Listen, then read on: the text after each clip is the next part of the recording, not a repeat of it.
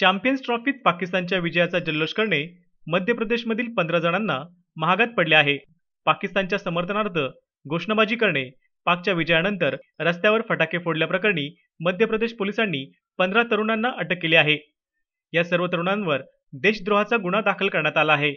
Champions ट्रॉफीची final रविवारी पार पडली होती. या सामन्यात पाकिस्तानने भारतावर मात करत स्पर्धेचे जेतेपद पटकावले होते. पाकिस्तानच्या विजयानंतर जम्मू काश्मीरमध्ये जल्लोष करण्यात आला होता.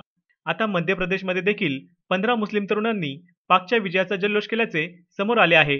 हे सर्व तरुण 20 ते 35 वर्ष वयोगटातील आहेत. बुरहानपूरमधील मोहद गावात या तरुणांनी विजयाचा जल्लोष केला. पाकच्या विजयानंतर या तरुणांनी पाकच्या समर्थनार्थ घोषणा दिल्या, तसेच फटाके देखील फोडले.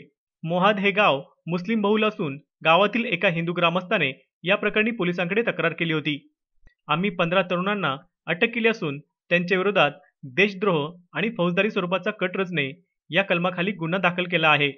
या संदर्भात जिल्हाधिकाऱ्यांना पत्र पाठवणार असून या तरुणांना मिळणारे सरकारी अनुदान थांबवण्याची विनंती त्यांना करणार आहोत, असे तपास अधिकारी रामसरई यादव यांनी सांगितले. PCMC news report.